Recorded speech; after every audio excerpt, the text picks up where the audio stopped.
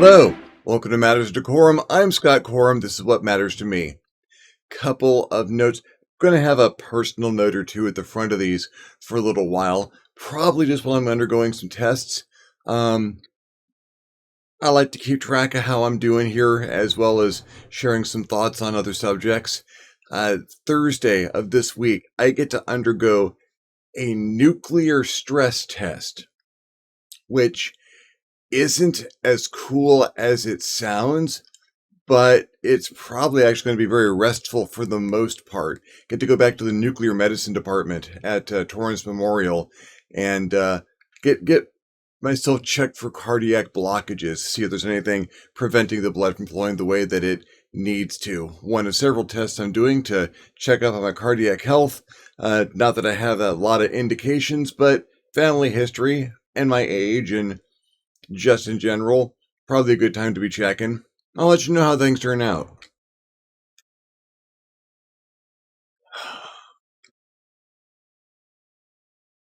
It can happen to the best dungeon master. You're running along, you got a campaign, you think things are going the way you want them to, and all of a sudden, the players are doing things you have no idea what they're doing. You don't know where they got their inspiration. They're chasing things that you never intended for them to chase. They're pulling information out of their backsides that you have no idea where it came from. And suddenly, you have that feeling you have lost control of the game. This happens to dungeon masters who start with the illusion that they have anything like control in the game, but you can have a certain amount to some degree. I talk a lot about how the role-playing game experience is a shared storytelling experience, and it's not the dungeon master story, but the everyone story. At the same time as that, there's a balancing act that's going on. Because the dungeon master very likely has some story beats in mind, some events that will take place in the game world that will shape actions taken there. Not that they're going to hand a script to the players. That does not work. I know this for a fact. That does not work. But there are going to be events that the game master has scripted to happen in the world that the player characters are going to be reacting to. This is not the same as inserting a cutscene into your game. This is the overall plot. This is how things are going to run. It is something that the dungeon master should be prepared to abandon if the player characters discover what the plot is and go to where the plot is taking place and manage to significantly interfere in that plot. No plan survives encountering the enemy after all. But a dungeon master, a game master, does need to perhaps have a certain amount of these events ready to go off, has an idea of where they want things to go, and after time, the dungeon master is crafting the story, is the primary sculptor of the sculpture that everyone is eventually going to look at as their work. Everyone provides the detail. Everyone gives it shape. The dungeon master is the person who brings the clay and who hopefully has started it in a direction that everyone will find pleasing. And believe me, if the players do not find the direction that you are pushing the clay to be pleasing, they will push the clay. They will push the clay, even if it means dumping the whole thing over and going and getting their own. You wanted to carve your campaign out of marble, you will eventually end up looking at a giant pile of mismatched Play-Doh, wondering where everything went wrong. And there are lots of ways that can happen. For the most part, the most destructive force in any universe that you can craft. The most dangerous thing in any role-playing game is a bored player character, which is the result of a bored player.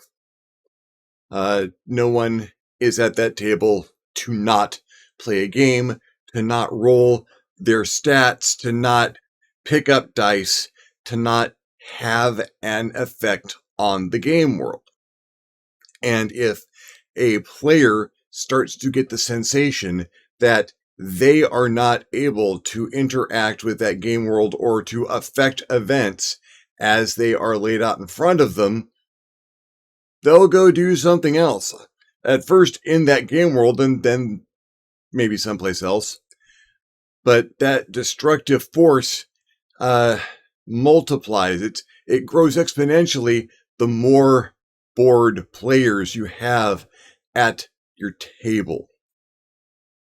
And maybe it's not just that they're bored. Maybe it's not just that they don't feel they can contribute to the game world that you have laid out. Maybe they're feeling a lack of control outside of the game. Maybe there's something wrong with their life. Maybe they need a little attention. Maybe they're crying out for someone to intervene. Maybe they just want the interaction. All kinds of reasons. And it behooves the dungeon master, the game master, to take a little time if they see this going on and ask themselves, okay, have they had an opportunity to interact with the game? Have I been engaging them in the game and making sure that they have a opportunity to make a difference on a fairly regular basis? And if the answer is an honest yes, maybe getting that person a soda sometime and saying, hey, how's it going? Everything all right? Would not be out of place.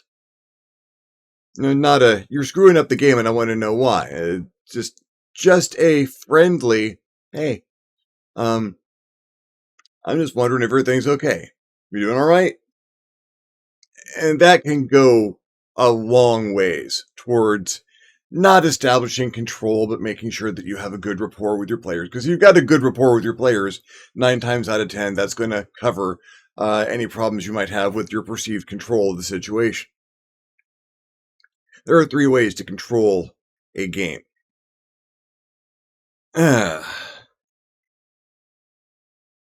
This strays into areas I don't always find comfortable. But I am horrifically spoiled. I have, at the moment especially, but for the past years, 5, 6, 10 years, gosh, it's been a very long time since I've had a table that had people at it I didn't trust to play my games. They trust me to run games for them. I trust them to play my games. They know I'm going to treat their characters well. They know, or I know that they're going to treat my world well, and it works out. People who are clever and imaginative and just really into what's going on and who really want to craft this story together. I'm spoiled. And not everyone has the luxury of that kind of table. Maybe you just picked up these players, or maybe you're doing convention games and you just have this constant stream of different people and you don't know a lot of these people, except for they've just sat down at your table, they've picked up the character sheets you've laid out, they've got dice and a hungry look in their eye, and what are you going to do? 3 ways to maintain control. 1. The way that is least likely to work. And that is to railroad the game, to put the game on rails, to limit the amount of choices that are available, and to try to make your narrative and your NPCs and the action so engaging that they don't mind. A video game on rails can be a good game. BioShock 2 comes to mind, which was literally a game on rails. You did a certain thing, then you got on a train and you went to the next stop and it was one way. You were on the rails to the end. And I don't like games that are on rails for the most part, not role playing games that are on rails, because I like that ability to divert and go off and explore something else. Maybe the detail catches my eye or I want to poke at something different.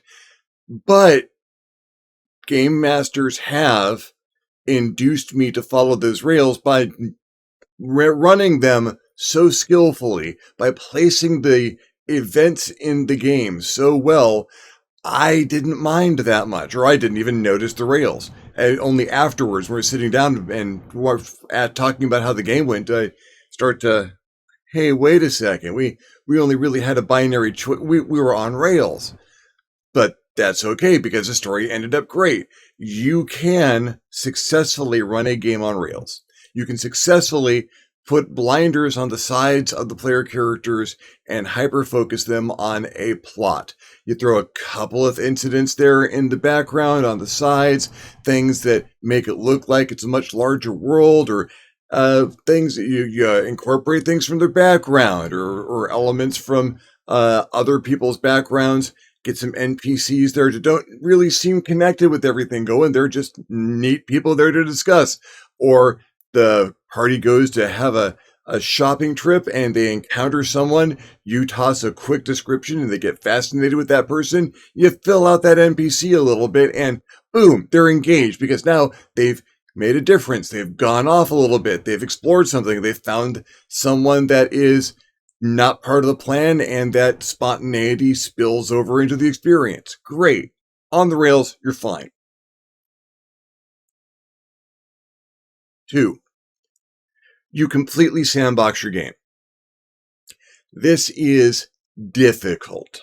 It is extremely difficult because the dungeon master, the game master, has to have their improv skills honed to a razor's edge to successfully run a sandboxed game. There might be a large event in the background. There might just be a big bad guy in the background, a big bad that is doing stuff over there. And you are starting off over here, not even necessarily connected. Here is the world. You are people who have just started off doing this stuff. I don't care what kind of characters you make. You get together. We'll figure a way for everyone to be connected and go. Just do your stuff. Live your lives. Pick what adventures you want to have. Go out and do things. And eventually you will probably run into the machinations of the big bad.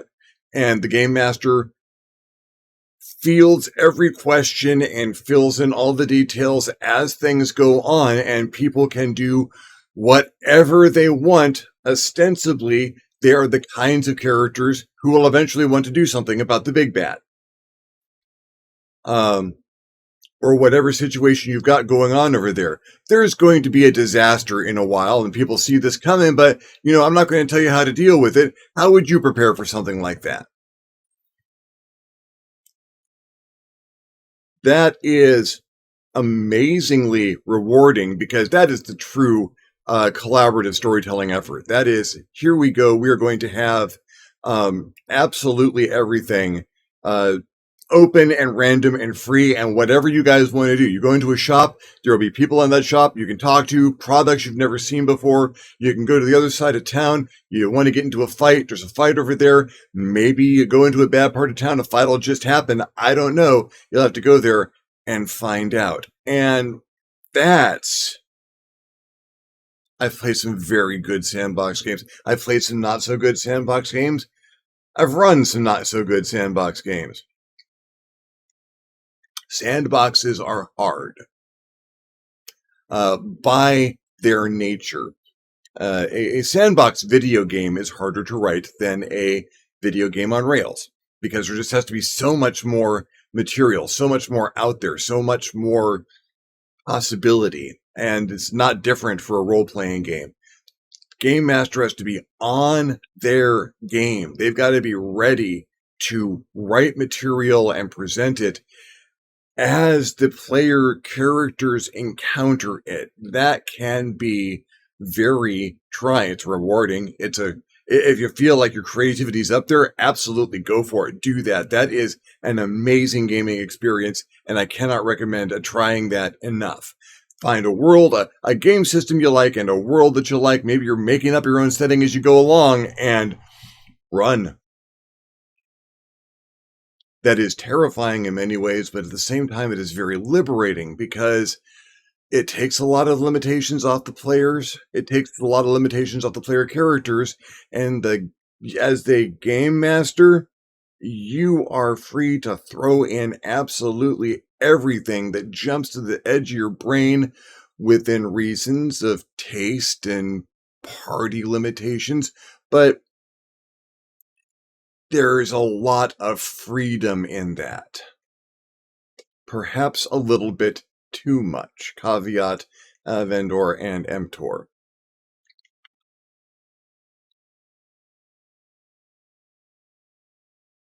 Collaborative storytelling can begin from the beginning of the campaign at not your session 0, but your session less than 0.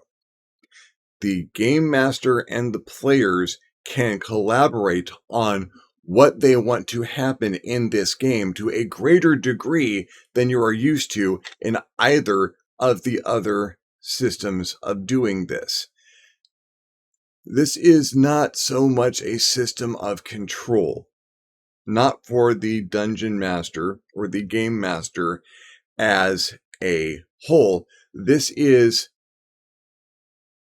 a method of movement. This is a method of expression that keeps everyone involved and interested to the degree that everybody wants to continue along the paths set not by the game master, but by the group. It is less game and more role-playing. It is less an exercise in rolling the dice and more an exercise in playing the roles. It is harder than running a game on the rails well. It is more difficult than the sandbox game. But the difference is that you are front-loading the effort and distributing it amongst everyone involved, not just the poor game master. This is where everyone starts to talk about what kind of world do we want to have? What kind of game do we want to play? What feelings are we looking to evoke? What plot elements do we want to hit? What tropes do we want to use? What characters would be best in this situation? And what kind of opposition do we want to face? And the players contribute as much or as little material to this game at its outset as they want.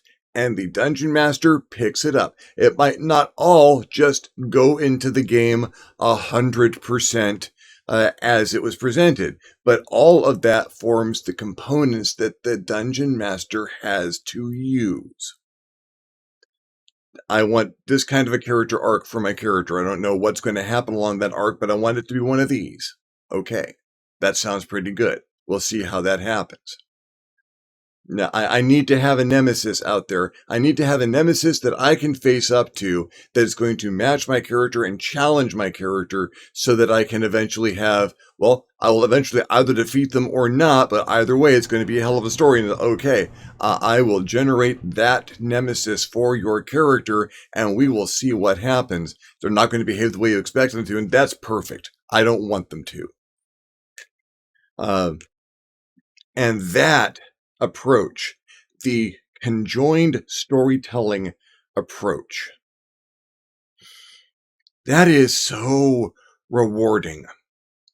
And it's not something that all has to happen at the beginning of the game. You continue this communication as the game goes along. Maybe the game started with something a little bit more restrictive, but as the players and the game master, dungeon master, I'm using the terms interchangeably, or both of them because they both apply.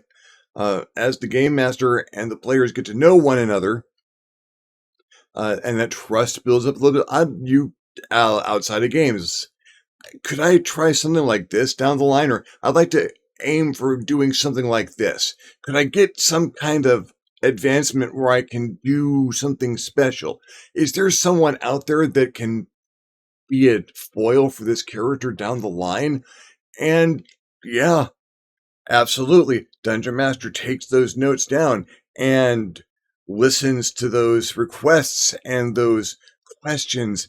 And yeah, the answer might not always be yes, but it should almost always be yes. Yes, we can incorporate something like that in the game. I'll come up with some ideas and we'll see what happens. Do you have any ideas for how you'd like to see that play out? What kind of stuff would you like to see there? When you get that level of conversation, when you get that meta game interplay, there are the stories that you can tell given that format. It's going to seem from the outside, someone watching that game. They come in and they sit down at that table and just watch this game happen for a session or two. It's going to be amazing because it's going to look like the game master has total control of the table. And that's because the game master doesn't. The game master does not have total control of that table. The game master is distributing the story writing load amongst the players who are interested in doing it as well.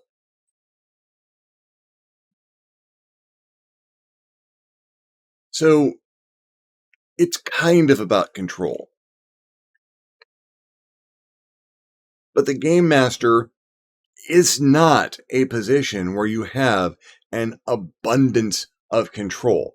It is not some place where you've got so much responsibility and deity-like powers that you can enforce your will over the minds of the people rolling dice at your table. That isn't a thing, and nor should it be, for God's sake. At best, the best game masters have an illusion of control, have the appearance of being able to read minds or maybe tell the future just a little bit. Maybe they're throwing out magical prophecies that appear to magically take place as events go on. And none of this is true. These are game masters who have conferred with their players, who have a plan set up in the background ahead of time. Maybe you've worked it out as an entire group. Maybe one or two players have come up outside of the game and want to do something a little bit different on their personal path. Maybe these changes suggest things that could happen in the future. I've noticed that they're not getting as involved, and I'd like to help reach out to them in some way. Can my character and their character do some stuff together? Absolutely. Thank you. That would be amazing. Not about control. A game master who appears to have lost control is a game master who attempted to have it in the first place. You don't control your table. You might marshal your table. You might try to herd things along in a certain direction, and trying to herd players at a role-playing game is kind of like trying to herd cats, but the cats have all been coated in honey and catnip and dumped down a slide. It's not in any way, shape, or form a possibility. The game master is working with their players. The game master who appears to have some ability to make things happen the way they want them to at the table is doing the things the players want to happen. Whether it is good for their characters or bad for their characters, some people don't care what that is. They roll dice for a reason. You make that save, it's awesome. You fail that save, that's more story. There's nothing more entertaining than getting to spend half an evening playing an injured character, to the point where you start limping or holding your arm yourself because you get that into it. That That's amazing. Or having a character that can agonize over a defeat or some horrendous failure for perhaps the entire campaign. One where one critical failure can change the tone and direction of an entire game for the better, for the worse. It's more interesting. Events happen. And the dungeon master who has the trust of their table, who has communicated with them to the point where I trust you to tell a good story. We trust you to, or the players trust the game master to tell a good story. The game master trusts the players to take part in a good story. Where you know that if there's a problem, you can discuss it. And if you want to see things move a little bit differently, that's an instant message. That's a conversation. That's you want to do coffee? I want to talk about a couple of things. That is where the appearance of control comes from. And the absolute lack of the need for any of it. It's all about telling a story. It's all about telling a story together. And no matter what anyone thinks that story is going to end up like when you start, it's not going to end up like that by the end of it, because you've got dice, because there are rules, because things happen, and that good dungeon master player relationship, that game master and player trust, that will take things in directions you never thought possible and you only ever hoped you could get to. Well, thank you for following me along in this particular ramble.